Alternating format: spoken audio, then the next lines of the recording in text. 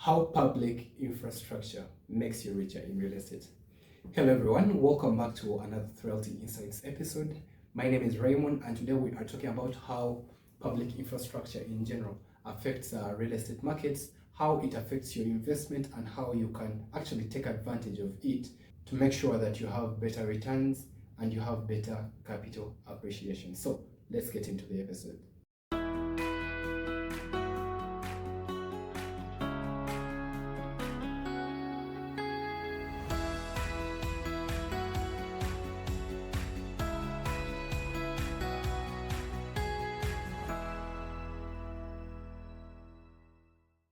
Have you by any chance had the advice that you should invest in areas that are growing, areas that are getting new roads, that are getting new schools, areas that government is putting money into?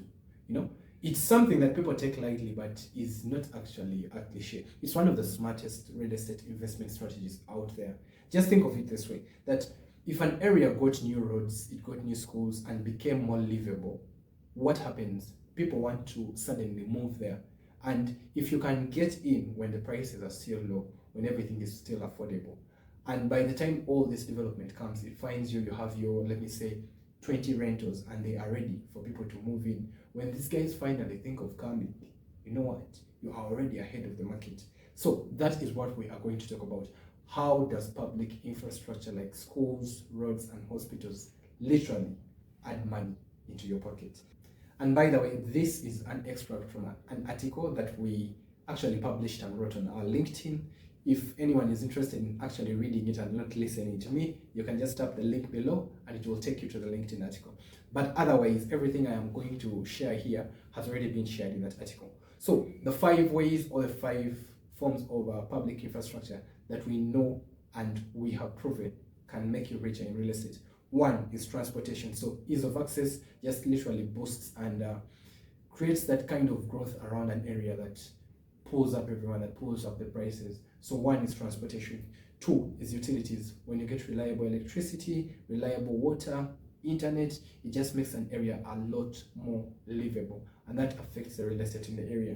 3 are the schools. So families, anyone that has kids knows that good education is a priority for them. So when you are in an area that has the best schools, trust me that the land around that area is going to increase in value simply because of the school that has been put there. And then 4, not surprisingly, are hospitals and healthcares. When there is a good hospital in your area, you are more secure, and that security is what people are looking for. So when you are near to that as a landlord, when you position your rentals in that area, trust me that you're going to have clients, and that is good for you simply because of that public infrastructure. And then last but not least are parks, shopping malls, and these bars, these recreational entertainment centers that allow people to kind of let loose in the evenings and the mornings and everything. They just kind of improve on the whole lifestyle that people have. So those are the top 5 public infrastructure projects that are going to make you richer in real estate. So in the next segment, we are going to dive into each one of them and sort of explain to you if you already don't get it now. But don't worry, I'm not going to leave anyone behind. So the first one is transportation. And with this one, it's just that transportation is about convenience. When tenants find it easy to commute to and from work, they find it easy to drop off their kids simply because the road is good. When they are telling people to come to their home, they don't need to tell them, okay, now you have to pass a swamp, but don't worry, your car will be fine. No, guys want to have a well-maintained road, maybe it is nearby a highway that it makes it easier to get into the city, things like that. Places whereby it is convenient for someone to actually access their home and then access other amenities are going to be far more desirable for especially these good renters, because these are the guys that are going to have that sort of lifestyle that supports them to have and live their life. So if you can position yourself in an area that is going to get good roads, good bridges, that simply accessibility is going to be easier for your clients. You're going to have happy clients, and happy clients are going to be paying clients. Paying clients are going to make profits for you. So make sure you have this one in check. And then 2 are utilities, the comfort of reliable services. So let's face it, no one wants, for example, to have slow internet. No one likes having no water for their kids to shower, for them to drink. No one likes blackouts whereby you need to risk burning down the house simply because you're running around with candles. I mean, that all works counter narrative to the whole transportation and convenience part. Now just think about it, that it's easier to get to your place and then you don't have reliable utilities. You're going to have less renters, people are going to want to pay less rent, you know, just because of the inconvenience. Although I don't know of an area that has good roads and bad utilities. I know of areas that have good utilities and bad roads. But anyway, if you find yourself in this conundrum, just make sure that you're not there in the first case. Make sure that you invest in areas that have reliable utilities. Tenants want to be able to live their lives comfortably, like I said. And when they are paying, they are going to be paying for that convenience. So make sure that they are able to, you know, get their speedy internet and they can stream their Netflix, they can do their video calls. Especially these modern tenants and .com kids that are becoming landlords, they want these things, trust me. They are going to come to your house and they will see no power and they'll be like, no, I'm not renting here, you know? And you've just missed out on a client.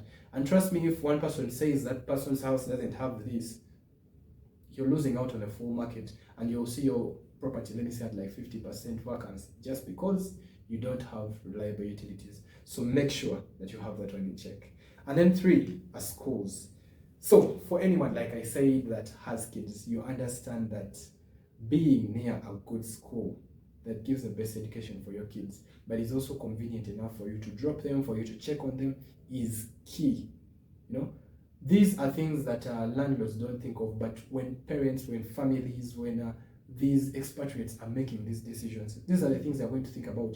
An expatriate, from the experience I have, is going to think, okay, I'm coming with my family, this is a new country, but I can put my kid, let me say, in this school because I know it does well, I've heard of the school. But how does my kid get there in the morning? Because I'm definitely going to do boarding for them. How do I get to work? How do I, you know, ensure that I can check on them when I need to? All those things are going to become factors on whether they rent your place. So make sure that your place or your rentals or your investment is accessible to schools. That's why properties near reputable schools and universities especially have good renters. They have that stable demand. Why? Because these areas attract that sort of person. They attract the families that want to live near there. They attract businesses that are coming to serve the students. They attract a whole host of money-making ventures. So just make sure that if you can, you position yourself near schools and make sure that it is accessible for your tenants, in other words. And then for, and not surprisingly, like I said, are hospitals and healthcare facilities. With this one, it's a no-brainer. Emergencies don't wait. Emergencies won't care whether you are 5 minutes away from a hospital. When someone is in need of help, they need to get it. So you need to be near a good hospital. And I mean, having clinics near you is all well and good, nothing on clinics, but you need a well-staffed and managed hospital that can actually take care of an emergency when it happens. So it's all about security for these tenants when they are looking for the hospitals that are near them, that, you know, they can use their insurance card, for example. Things like that are going to affect the kind of decision they make, just because they know that it adds years to their life. Them being able to go to the hospital conveniently adds years to their life. It could be the difference between life and death for them. And to you, the landlord, it might not be so important, but to them, it is definitely a killer move. So just make sure that you position yourself well next to a good hospital. It's all about peace of mind and security. It's nothing against you, the landlord. It's just the tenant's peace of mind and security. That's it. And then 5 are shopping centers, parks, and entertainment hubs. We all know that life is not just about work and school. We also need to put in some time for play. And having things like shopping centers, pubs, entertainment spots that are nearby make a neighborhood more desirable. And when they make a neighborhood more desirable, the value of those properties goes up. So you're getting capital appreciation while also getting the benefit that it is more convenient for people to actually live in that neighborhood, to rent from you. So you have more tenants coming in just because it is more vibrant and enjoyable to live in that area. Let me give you an example. Just imagine that you have had a long day from work and you just need to pass by your favorite spot to just unwind before you head home. Having it conveniently near your home makes it so that your family may not even realize you took like a small detour. And I mean, if you come back with goodies for the kids, bread, fruits, all those toys that they like, I mean, it just makes your life a lot more easier, and you have this sort of balance between work, play, and family that every man, trust me, appreciates. So make sure that the area that you are in also has these other amenities. It is good to be serious about life, but people are also more than just their jobs, their families. They need somewhere to play, they need somewhere to exercise from, they need somewhere to be social, and those areas are going to be essential for them when they are making their decision. So, knowing all this, how do you tailor it to your portfolio? How do you tailor it into your investment strategy? I would say just consider all of them and always make the most optimal decision. When you're choosing an area, make sure that you review all this. And another tip here is just also take an active role. Lobby for roads to be constructed in your area. Lobby for companies like women to come and service your areas. National water. Lobby for all these services to be installed in your area. Internet, because when they actually make your area more livable, and then at the end of it all works out well for you. So if you found value in this episode, please like it, share, and I'll see you in the next episode. I remain Raymond from the Threlty Services Limited Group, and I'll see you in the next episode.